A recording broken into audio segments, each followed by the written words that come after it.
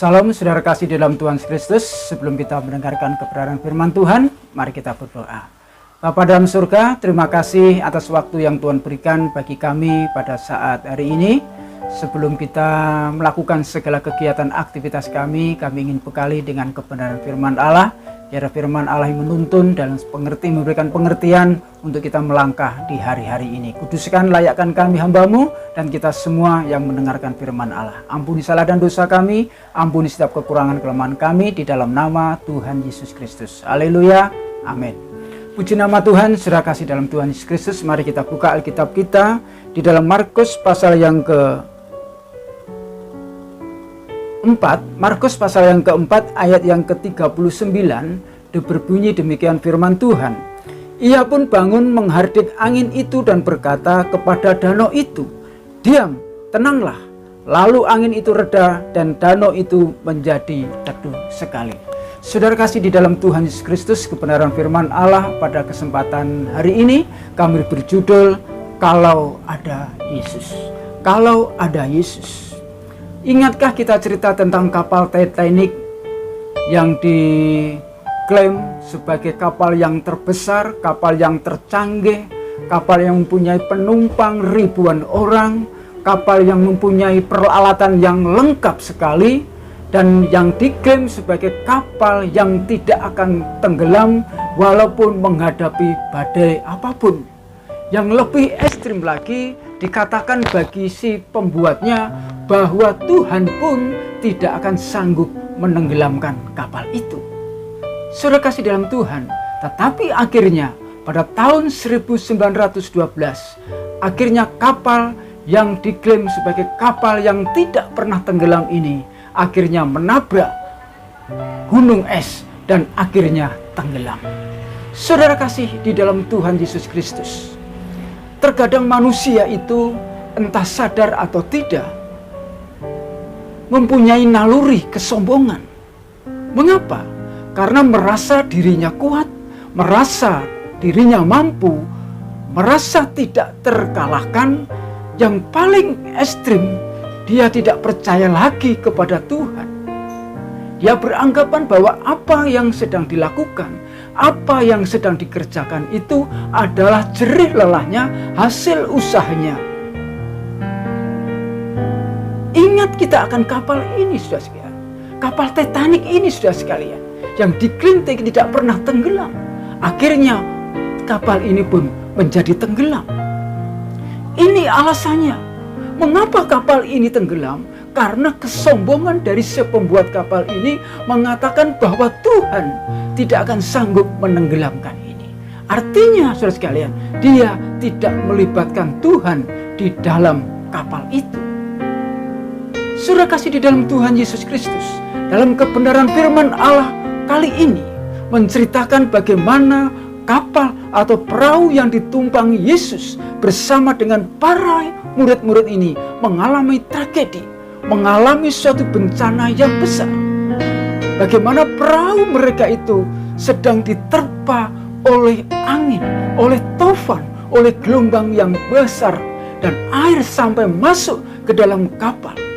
Sehingga para murid-murid itu timbul rasa ketakutan yang amat yang sangat. Mereka mengatakan bahwa mereka akan binasa. Saudara kasih di dalam Tuhan Yesus Kristus, sehingga para murid ini mengorbankan iman mereka, mengorbankan kepercayaan mereka, mengorbankan keyakinan mereka karena ketakutan yang terjadi di tengah gelombang laut yang sangat besar itu. Akhirnya dia menyalahkan Tuhan, menyalahkan Yesus. Guru, apakah guru tidak mengerti kalau kita akan binasa? Sudah kasih di dalam Tuhan Yesus Kristus, pelajaran penting di dalam setiap kehidupan kita, di dalam perahu daripada Yesus yang mengalami gelombang dan badai yang sangat besar itu. Saudara kasih dalam Tuhan, secara jujur, pernahkah kita mengalami badai yang hebat terjadi di dalam perahu rumah tangga kita, di dalam perahu kehidupan kita yang menggoncang keluarga kita, Pernahkah kita mengalami, pernahkah kita merenungkan semuanya ini terjadi di dalam setiap kehidupan kita? Yang badai itu yang seakan-akan menenggelamkan bahtera rumah tangga kita. Entah badai itu berbentuk apapun, badai itu berupa apapun, pernahkah itu terjadi di dalam kehidupan kita? Dan pernahkah kita merasa ketakutan yang sangat berlebih? Sebab kita tidak tahu apa yang harus kita perbuat, apa yang harus kita lakukan, apa yang harus kita kerjakan. Yang timbul hanya ketakutan dan ketakutan. Kita merasa kita tidak kuat lagi untuk mendayung perahu rumah tangga kita. Untuk mendayung perahu keluarga kita, kita sudah tidak mampu. Kekuatan kita sudah hilang. Saudara kasih di dalam Tuhan Yesus Kristus, perlu diingat bahwa dalam cerita pembacaan firman Tuhan pada kali ini, bahwa di dalam perahu murid-murid itu ada Yesus bersama-sama dengan mereka. Tetapi mereka merasa ketakutan yang amat sangat. Mengapa? Karena tidak melibatkan Yesus, tidak memanggil nama Yesus untuk menolong mereka yang menghadapi badai dan gelombang yang sangat besar itu. Para murid itu berusaha sekuat tenaga, mengerahkan kemampuannya, mengerahkan kepintarannya, mengerahkan kepengalamannya, dan itu pun tidak ada hasilnya. Padahal para murid sudah berpengalaman menghadapi gelombang dan badai di dalam laut itu. Tetapi kali ini para murid tidak mampu mengatasi badai itu. Saat maut mau menjemput para murid-muridnya, baru para muridnya ingat bahwa di dalam, bahwa bersama dengan dia ada gurunya, ada Yesus, ada Tuhannya yang sanggup menolong. Akhirnya mereka berseru kepada Tuhan, "Guru, tolonglah kami, kita akan binasa, kita akan binasa."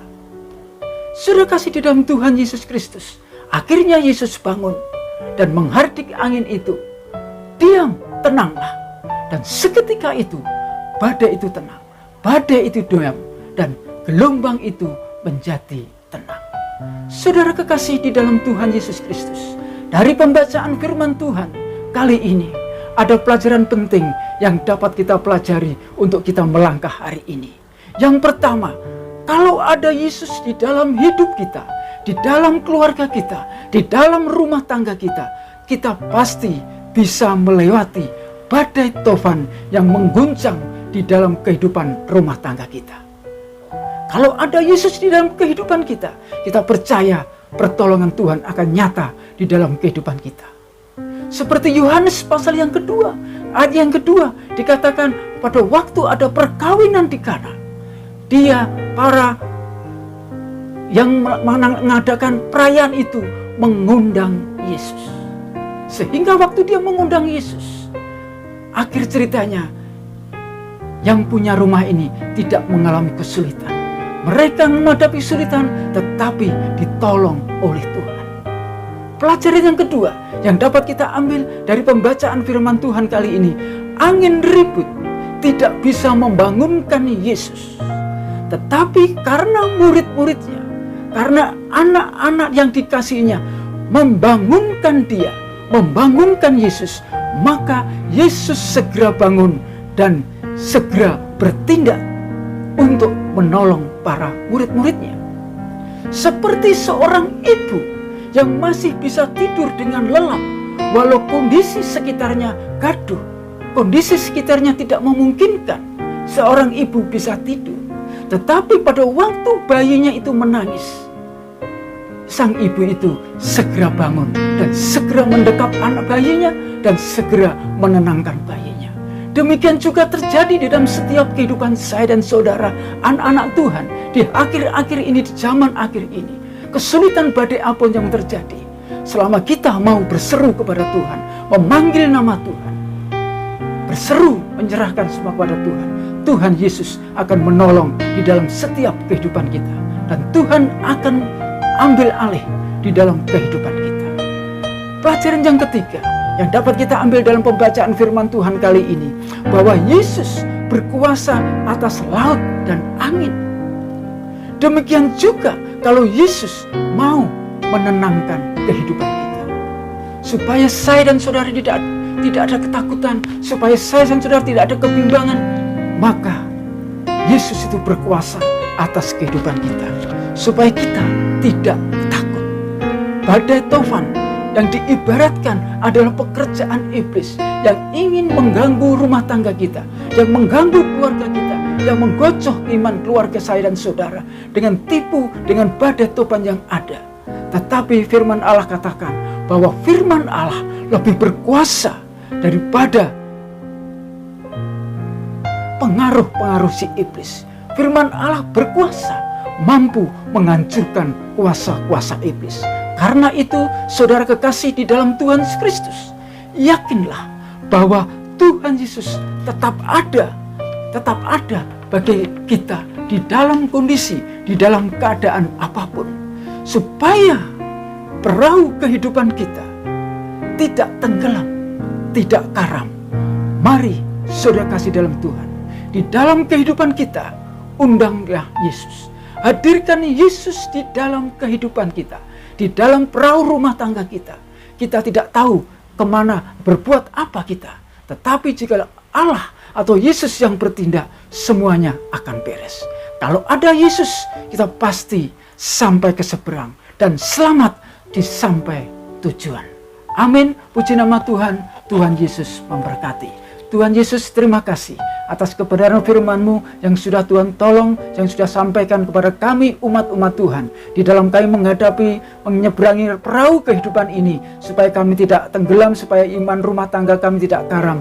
Kami memerlukan Engkau Tuhan hadir di tengah-tengah kehidupan keluarga kami. Oleh sebab itu kami serahkan kekhawatiran, kebimbangan, keraguan kami hanya di dalam tangan dan kuasa Tuhan. Dan kami percaya Tuhan tidak akan pernah meninggalkan kami. Dan kami percaya pertolongan Tuhan akan nyata, sehingga kami boleh merasakan kekuatan yang hebat yang daripada Tuhan. Ampuni salah dan dosa kami, ampuni setiap kekurangan kelemahan kami. Dalam nama Tuhan Yesus Kristus kami naikkan syukur kami. Haleluya.